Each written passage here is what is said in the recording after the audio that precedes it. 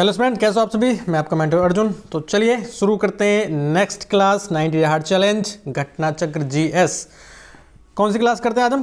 Polity हम इस time complete करते हैं। सुबह हमारी हिस्ट्री कंप्लीट होती है जिसमें घटना चक्र कंप्लीट करते हैं। ओके, तो ध्यान रहे इस सीरीज़ को ज़रूर कंप्लीट करें क्योंकि 90 डेज़ तक ये जब तक चलेगी जब तक आपका आर ओ का एग्ज़ाम नहीं हो जाता, और लास्ट में इसकी एक मैराथन आपके लिए लगा दी जाएगी। अभी ये चैप्टर वाइज कराई जा रही है तो इसको चैप्टर वाइज हमारे साथ करते रहें।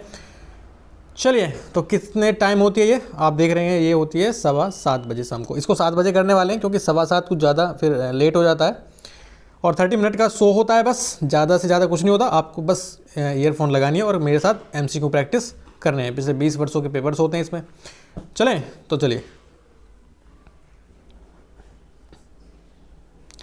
देखिए, जीएस घटना चक्र हिस्ट्री की जो महेश सर कराते हैं, कब कराते हैं ये मैं आपको पहले ही बता चुका हूँ। 6:30 बजे सुबह होती है इनकी क्लासेस।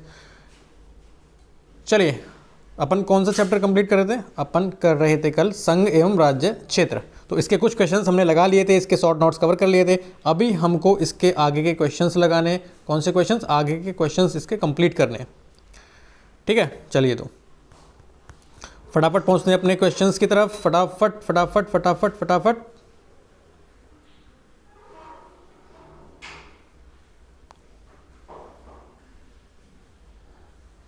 संघ एवं राज्य इसका क्षेत्र, तो इसके हम लगभग 10 क्वेश्चंस कंप्लीट कर चुके थे। कितने कंप्लीट किए थे हमने? 10 क्वेश्चन इसके हम कंप्लीट कर चुके थे। 10 नहीं, 15 क्वेश्चन, सॉरी 15 क्वेश्चन इसके हम कंप्लीट कर चुके थे। अब हमको कंप्लीट करना है इसका 16वां क्वेश्चन। कौन सा? 16वां क्वेश्चन कंप्लीट करना है। चलिए तो शुरू करें जी।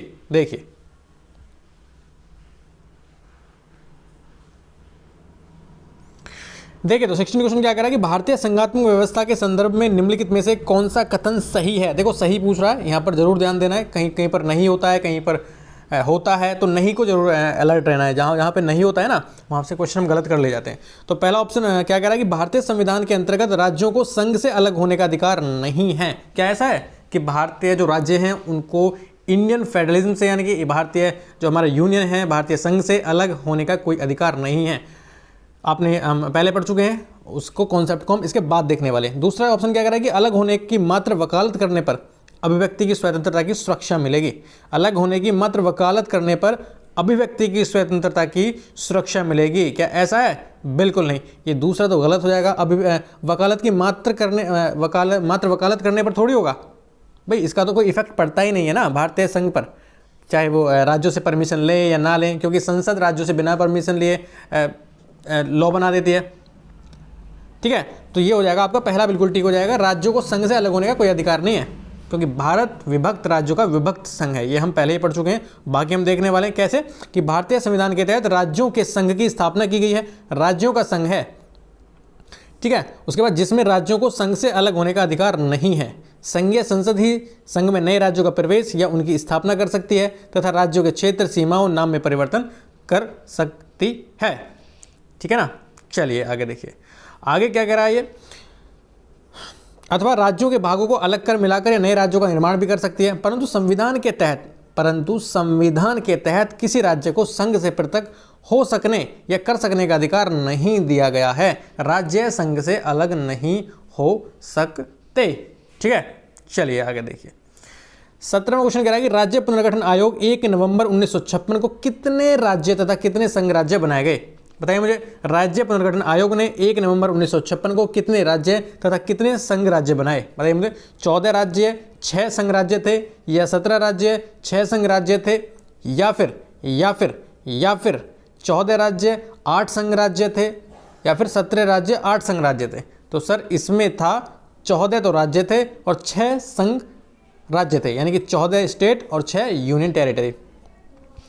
तो स्वतंत्रता के पश्चात नए राज्यों के निर्माण के लिए फजल अली की अध्यक्षता में, किसकी अध्यक्षता में? फजल अली, याद रखिएगा नाम को, फजल अली की अध्यक्षता में एक राज्य पुनर्गठन आयोग का गठन हुआ, जिसकी सिफारिशों के आधार पर अधिनियम 1956 के राज्य पुनर्गठन अधिनियम द्वारा 14 राज्य और 6 संघ राज्य क्षेत्र स्थापित किए गए।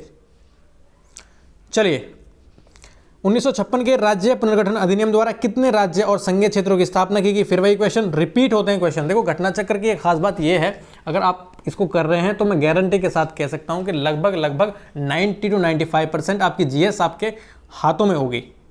और आप किसी से भी पूछ सकते हैं, जो सिलेक्टेड है, जो सिलेक्टेड नहीं है, जो अभी तैयारी के फेज़ में है, उससे पूछ सकते हैं कि घटना चक्र का महत्व क्या होता है। ये रामबाण बोली जाती है, बाइबल बोली जाती है जीएस के लिए, इसको आप नहीं भूलोगे। ओके, देखिए तो 14 राज्य और 6 संघीय क्षेत्र बनाए गए थे, ये हम पीछे पढ़ चुके हैं। और घटना चक्र की एक खास बात मैं बता रहा था कि एक ये होती है कि रिवीजन आपका साथ साथ होते रहता है, क्योंकि पहला जो क्वेश्चन होता है वो अगले क्वेश्चन को हिंट देता है, अगले क्वेश्चन को आपको क्लियर करता हुआ चलता है। आगे देखिए 19 क्वेश्चन क्या कह रहा है, भारत में कितने राज्य एवं संघीय प्रदेश हैं? अभी कितने राज्य हैं ये पूछ रहा है कि भारत में कितने राज्य हैं और संघीय प्रदेश हैं, बताइए मुझे। तो 28 तो राज्य हैं और कितने 8।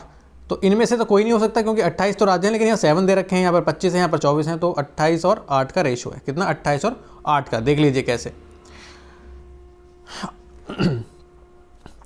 संविधान की प्रथम अनुसूची के अनुसार भारत में 28 राज्य और 7 संघराज्य क्षेत्र थे, ध्यान रखिएगा थे, लेकिन 2 जून 2014 को तेलंगाना राज्य का गठन हुआ तो 29 राज्य और 7 यूनियन टेरिटरी हो गई। फिर क्या हुआ, जम्मू कश्मीर तथा लद्दाख को संघ राज्य क्षेत्र घोषित किया गया 19 में, तो तभी से 28 राज्य और 9 संघ राज्य क्षेत्र हो गए।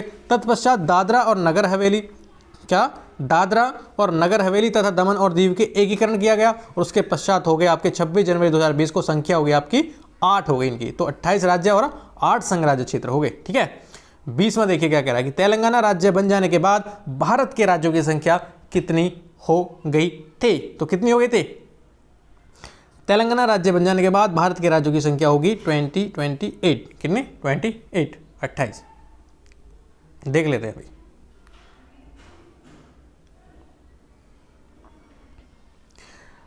ये कह रहा है कि 2 जून 2014 को तेलंगाना राज्य के गठन के बाद भारत में राज्यों की संख्या 29 हो गई थी, लेकिन जम्मू और कश्मीर राज्य के 2 संघ राज्य क्षेत्रों में विभाजन के उपरांत राज्यों की वर्तमान संख्या 28 तथा दादरा और नगर हवेली तथा दमन और दीव के विलय के बाद संघ राज्य क्षेत्रों की संख्या 8 हो गई थी। याद देखिएगा, तो अभी 28 और 8 का रेशो है। कितना? 28 और 8 का रेशो है।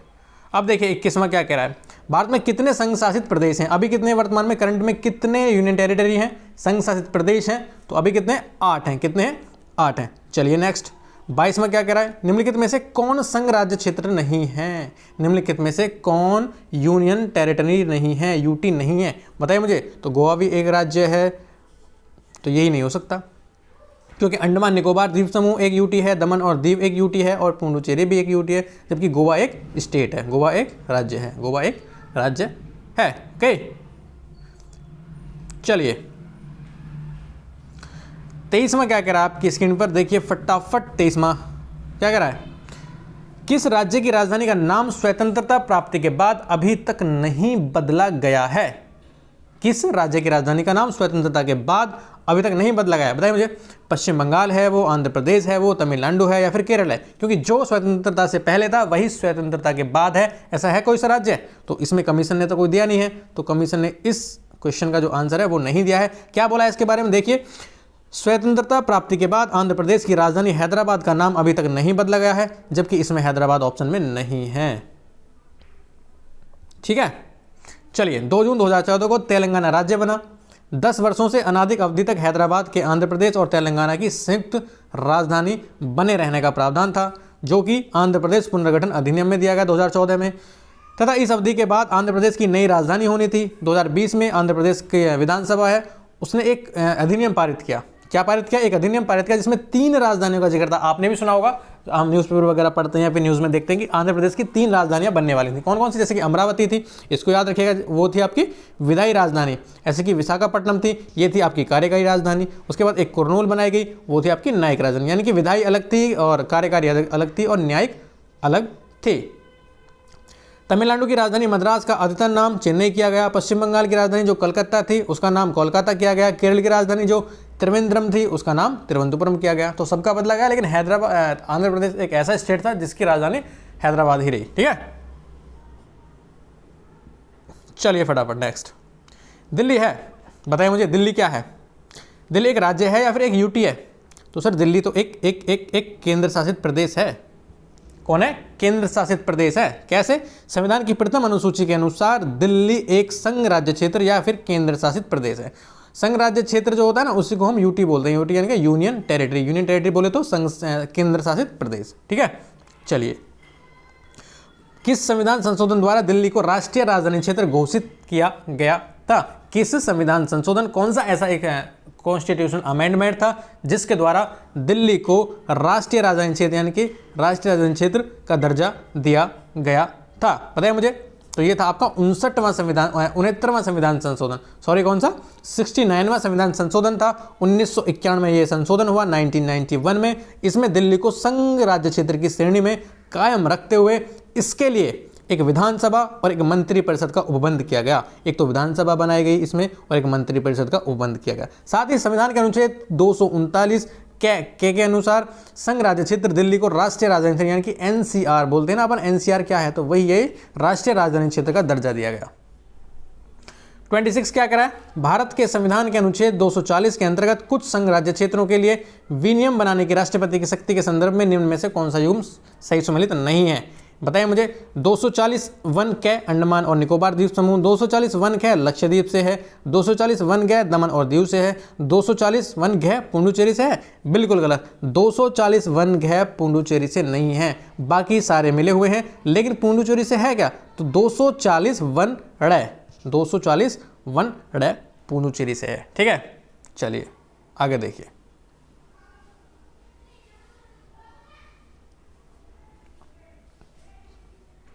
27 में क्या करा है कि निम्नलिखित कथनों में से कौन सा एक गलत है? इसको जरूर देखना, कौन सा एक गलत है।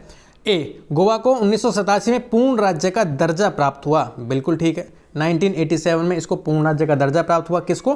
गोवा को। दीव खंबात की खाड़ी यानी कि गल्फ ऑफ खंबात में एक टापू है, ये भी बिल्कुल ठीक है। उसके बाद दमन और दीव को भारतीय संविधान के 56वें संशोधन द्वारा गोवा से अलग किया गया, ये भी बिल्कुल ठीक है। लेकिन आगे देखिए एक बार, दादरा और नगर हवेली वर्ष 1954 तक फ्रांसीसी औपनिवेशिक शासन के अंतर्गत थे। क्या ऐसा है? फ्रांसीसी के अंतर्गत थे क्या ये? बिल्कुल नहीं। तो किसके अंतर्गत थे? तो किसके अंतर्गत थे? पुर्तगाली शासन के अंतर्गत। कौन से थे? पुर्तगाली शासन। इसको याद रखिएगा। तो यही आपका गलत हो जाता है। चलिए 28 में कह रहा है, क्या कह रहा है? सिक्किम भारत का एक राज्य बनाया गया था। सिक्किम भारत का एक राज्य बनाया गया था कौन से संविधान संशोधन के द्वारा? तो 35वां जो संविधान संशोधन हुआ था उसमें सिक्किम को भारत का राज्य बनाया गया था। ये कब हुआ था? 1974 35वें संविधान संशोधन के द्वारा सिक्किम को भारत में संयुक्त राज्य एसोसिएट स्टेट के रूप में शामिल किया गया। और 36वां जो संविधान संशोधन था उसको 1975 में जो हुआ था उसके द्वारा सिक्किम को 22वां पूर्ण राज्य का दर्जा दिया गया था। तो दोनों को याद रखिएगा, दोनों को याद रखिएगा। 35 में तो क्या हुआ? संयुक्त राज्य के रूप में शामिल किया गया भारत में। और 36वें में क्या हुआ? इसको पूर्ण राज्य का दर्जा दिया गया। ठीक है, 29वां देखिए फटाफट। निम्नलिखित संविधान संशोधनों में से किसके द्वारा सिक्किम को विधिवत भारत संघ के एक पूर्ण राज्य के रूप में सम्मिलित किया गया? बताइए मुझे। अभी पीछे हमने ये कंप्लीट किया है विश्लेषण में, तो कौन सा संविधान संशोधन था वो जिसमें उसे पूर्ण राज्य का दर्जा मिला? तो सर वो तो 36वां था ना। बिल्कुल ठीक है, बिल्कुल ठीक। सर मुझे तो ऐसा लग रहा है कि 35वां था। बिल्कुल गलत, ऐसा थोड़ी है। 35वें में क्या हुआ? इसको सम्मिलित किया गया था, इसको सिर्फ भारत में मिलाया गया था, लेकिन पूर्ण राज्य का जो दर्जा दिया गया था वो 36वें में दिया गया था। Okay, concept clear? दूर होगी ना? बिल्कुल। 30वां देखिए, बिहार को काटकर एक पृथक वनांचल राज्य बनाना संभव है? कैसे? कैसे? बिहार को काटकर एक पृथक वनांचल राज्य का बनना संभव है। कैसे कर सकते हैं? राज्य विधानसभा में कानून पारित करके। क्या ऐसा है? बिल्कुल नहीं। राज्यपाल द्वारा अध्यादेश को पारित करके? नहीं। संवैधानिक औपचारिकता को समाप्त करके? नहीं, जबकि इनमें से कोई नहीं है। और कैसे कर सकते हैं हम पहले भी पढ़ चुके हैं, क्योंकि अनुच्छेद 3 हमको क्या कहता है? अगर हमको कोई राज्य बनाना है काटकर तो क्या कहता है? ये कहता है कि संघीय संसद का है ये जो अधिकार है वो किसका है? संसद के पास है राज्य बनाने का, राज्य निर्माण करने का।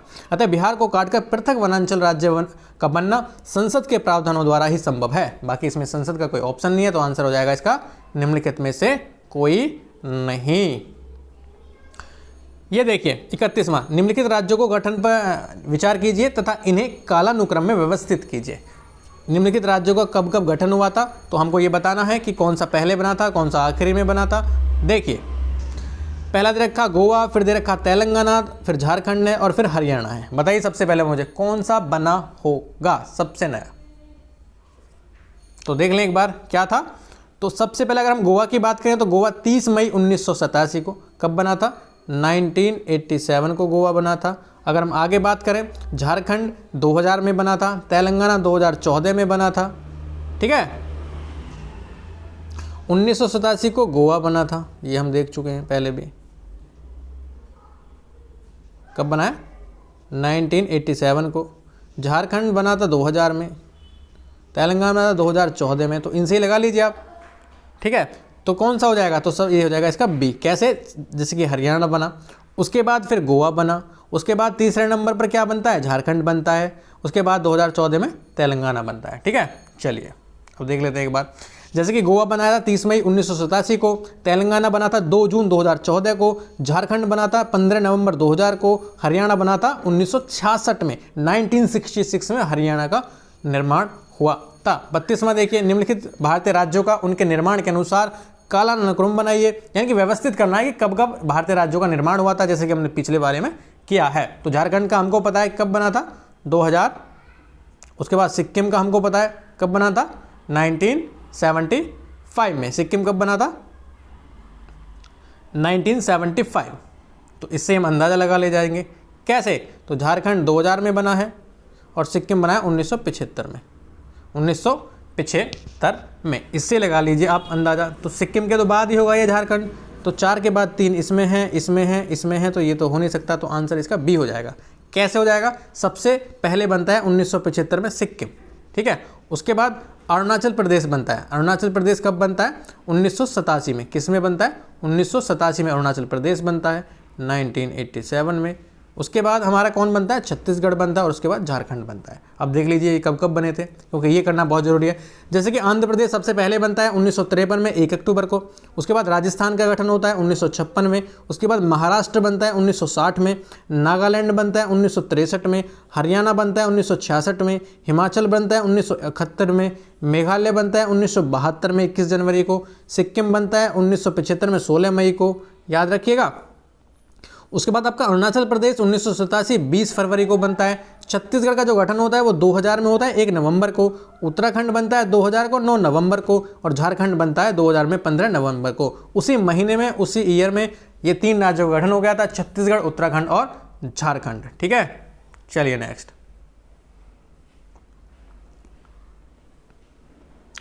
33 में क्या कह रहा है कि नीचे दिए गए राज्यों को भारत संघ के संपूर्ण राज्य का दर्जा प्राप्त होने का सही कालानुक्रम कौन सा है? संपूर्ण राज्य ये कब कब हुए? क्योंकि राज्य तो बन गए थे, मिला तो लिया था इनको संघ में, लेकिन संपूर्ण राज्य का दर्जा इनको बाद में प्राप्त हुआ। तो सबसे पहले किसको हुआ? तो सबसे पहले यहाँ पर हुआ है नागालैंड को, उसके बाद हरियाणा को हुआ था, फिर सिक्किम को, फिर अरुणाचल प्रदेश को। याद रहेगा? जी सर, याद रहेगा, क्योंकि हमने पीछे ही इनको देखा है। चलिए एक बार आप निगाह मार लीजिएगा उस पर जरूर। 34वां देखिए, छत्तीसगढ़ राज्य स्वरूप में आया। कब आया था छत्तीसगढ़ राज्य स्वरूप में? तो ये आया था आपका 1 नवंबर 2000 को। हम पहले ही पढ़ चुके हैं, 1 नवंबर 2000 को छत्तीसगढ़ आया था। 9 नवंबर को कौन आया था? बताइए मुझे, 9 नवंबर को कौन आया था?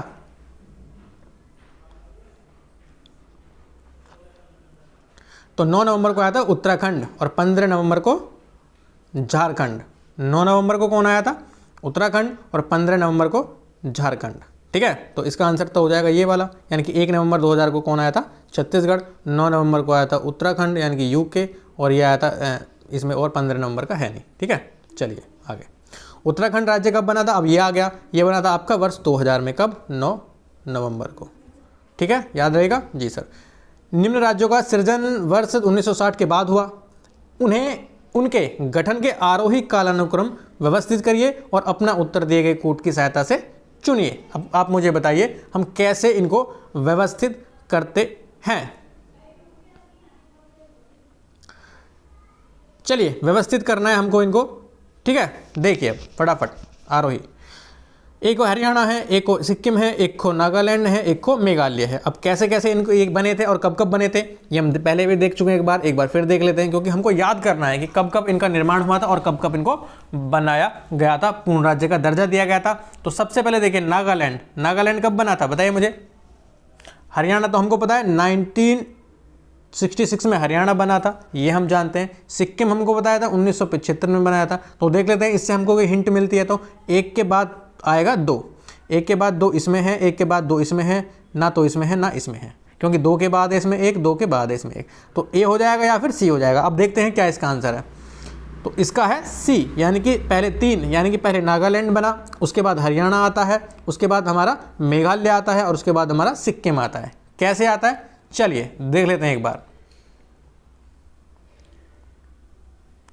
तो नागालैंड बनता है हमारा 1963 में और हरियाणा बनता है 1966 में। दोनों को याद रखिएगा, नागालैंड 1963 में और हरियाणा बन जाता है उसके 3 साल बाद 1966 में। फिर सिक्किम बनता है हमारा 1975 में। ठीक है, कब बनता है 1975 में। ओके चलें जी सर। और मेघालय कब बनता है बताइए मुझे। मेघालय बनता है 1972 में, 1972 में। आगे देखिए ये क्या कह रहा है, भारत में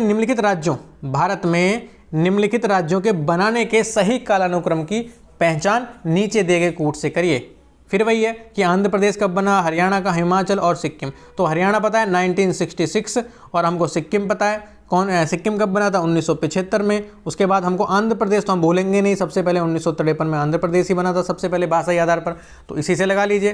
तो पहले तो आंध्र प्रदेश ही आ जाएगा, उसके बाद आपका हिमाचल, उसके बाद आपका हरियाणा, फिर सिक्किम। अब देख लेते हैं कैसे कैसे दे रखा है। तो सबसे पहले हमारा कौन सा दे रखा है, आंध्र प्रदेश नंबर 1 पर। उसके बाद कौन सा दे रखा है बताइए मुझे। फिर हरियाणा है और फिर आपका हरियाणा है, फिर आपका हिमाचल है और फिर आपका सिक्किम है। ठीक है, ये है पहले नंबर पर क्या है, आंध्र प्रदेश, उसके बाद आपका हरियाणा है, उसके बाद आपका हिमाचल प्रदेश है और फिर आपका सिक्किम है। याद रखोगे जी सर। एक बार उस टेबल को जरूर देख लेना, कई बार उसका रिवीजन करना और वहीं से आपके सारे क्वेश्चन बनते हुए चले जाएंगे। आगे देखिए 38वां क्या कह रहा है, निम्न राज्यों के निर्माण का सही आरोही यानी कि असेंडिंग ऑर्डर क्रम बताइए। असेंडिंग ऑर्डर, बढ़ता हुआ क्रम बताइए मुझे। सबसे पहले कौन बना, उसके बाद कौन बना। तो हमको पता है 1963 में बन जाता है आपका नागालैंड। कब बनता है 1963 में नागालैंड बनता है।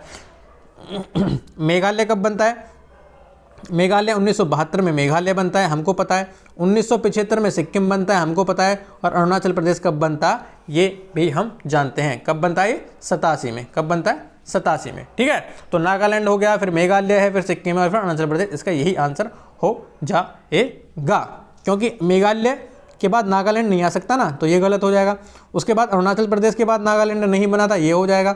सिक्किम कब बना था 1975 में और नागालैंड कब बना था 1963 में। तो ये तो हो नहीं सकता कि पहले 75 आ गया फिर 63, तो ये भी नहीं, ये भी नहीं, ये भी नहीं, तो ये आंसर। ठीक है, एक बार टेबल को जरूर देखना, पॉज करके पीछे जाना और टेबल को जरूर देखना उसको।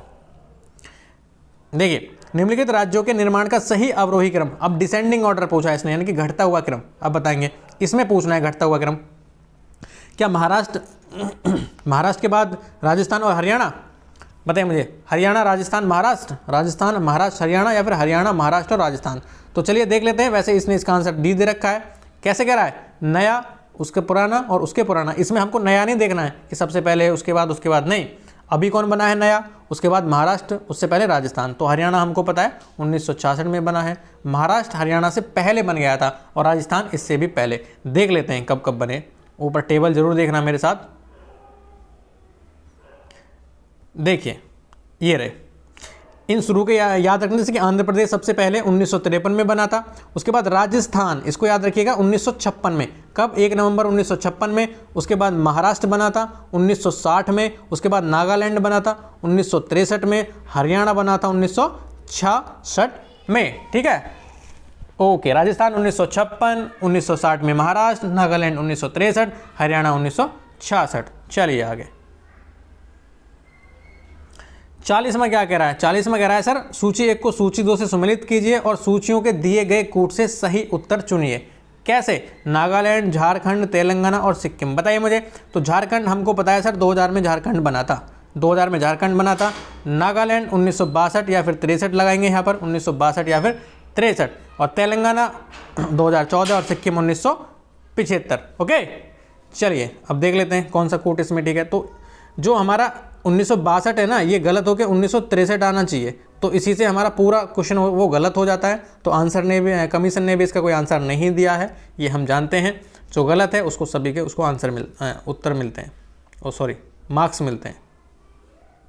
अब देख लेते हैं यहीं पर क्वेश्चन गलत क्यों हुआ था, क्योंकि नागालैंड 1963 में बना था, ना कि 1962 में। ठीक है, उसके बाद झारखंड 2000 में, तेलंगाना 2014 में और सिक्किम 1975 में। ठीक है, 41वां क्या कह रहा है, निम्नलिखित में से किस राज्य का गठन 1948 में हुआ था? बताइए मुझे। पश्चिम बंगाल का, पंजाब का, असम का, हिमाचल प्रदेश का? ऐसा तो नहीं है कि किसी का 1948 में हुआ था, क्योंकि 1953 से तो शुरू ही हो गई थी बात। तो ये कैसे दे दिया इसने? तो ये कह रहा है कि इस प्रश्न के अंग्रेजी संस्करण में राज्य के लिए स्टेट शब्द का प्रयोग हुआ। इस आधार पर दिए गए विकल्पों में कोई विकल्प सही नहीं है, परंतु यदि राज्य का प्रोविंस लिया जाए तो 1948 में हिमाचल प्रदेश होगा, प्रोविंस लिया जाए। ठीक है, तो पश्चिम बंगाल बनता है आपका 15 अगस्त 1947 को, ये याद रखिए आप, उसे छोड़िए क्वेश्चन को, यहाँ पर आइए। पश्चिम बंगाल 1947 को प्रोविंस बनता है, इनके प्रांत, और राज्य का जो दर्जा मिलता है वो 26 जनवरी 1950 को मिलता है। असम को कब बनता है? 47 में प्रांत था, 26 जनवरी 1950 को असम को, पंजाब को भी 1950 को। तो तीनों को याद रखिएगा, पश्चिम बंगाल, असम और पंजाब, इनको 1950 में ही दर्जा मिलता है। ठीक है, और हिमाचल प्रदेश 1971। चलिए, निम्न में से कथन असत्य है। गलत पूछा है, गलत मार्क कर लेना जहां पर ऐसा लिख रखा हो। कैसे? सर इसने पूछा है कि मैसूर राज्य का नया नाम तमिलनाडु रखा गया। ये तो हो सकता है, मे भी नहीं भी हो सकता, क्योंकि मैसूर का तो कर्नाटक रखा गया था, शायद हमको पता हो तो। ठीक है, तो यही हमारा आंसर हो जाएगा। गोवा को दमन एवं दीव से अलग किया गया था, ये बिल्कुल ठीक है। बम्बई राज्य गुजरात एवं महाराष्ट्र में विभाजित किया गया था, ये भी बिल्कुल ठीक है, क्योंकि बम्बई जो राज्य था उसको गुजरात और महाराष्ट्र में विभाजित किया गया था। बम्बई को दो भाग में बांटा गया, गुजरात में और महाराष्ट्र में। उसके बाद हिमाचल प्रदेश पहले संघ शासित प्रदेश की सूची में था, बिल्कुल ठीक है। पहले हिमाचल प्रदेश यूटी था, उसके बाद इसको राज्य दिया गया, राज्य का दर्जा दिया गया। अब देख लीजिए कैसे मैसूर राज्य का नाम परिवर्तन किया गया और क्या नाम रखा गया? कर्नाटक नाम रखा गया। गोवा दमन और दीव से अलग किया गया था। ठीक है, बम्बई पुनर्गठन अधिनियम 1960 के द्वारा बम्बई राज्य को गुजरात और महाराष्ट्र में बदला गया, गुजरात अलग किया गया इससे और महाराष्ट्र अलग किया गया। हिमाचल प्रदेश अधिनियम 1970 के द्वारा हिमाचल प्रदेश संघ राज्य क्षेत्र को 25 जनवरी 1971 को राज्य का दर्जा दिया गया था। ठीक है, और पहले क्या था? ये 1956 में संघ शासित प्रदेश था। कौन? हिमाचल है। भाषा के आधार पर राज्यों के गठन हेतु राज्य पुनर्गठन आयोग की स्थापना कब की गई थी?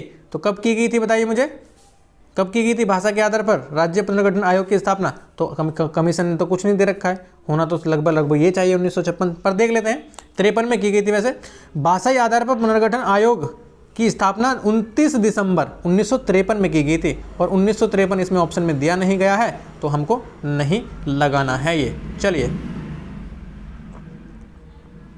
और किसकी अध्यक्षता में की गई थी ये? फजल अली की अध्यक्षता में। और दो सदस्य और कौन थे? हृदयनाथ कुंजरू और के.एम. पणिकर। भाषाई आधार पर राज्यों का पुनर्गठन किस वर्ष किया गया था? तो ये किया गया था आपका 1956 में। भाषाई आधार पर राज्यों का पुनर्गठन किस वर्ष किया गया था?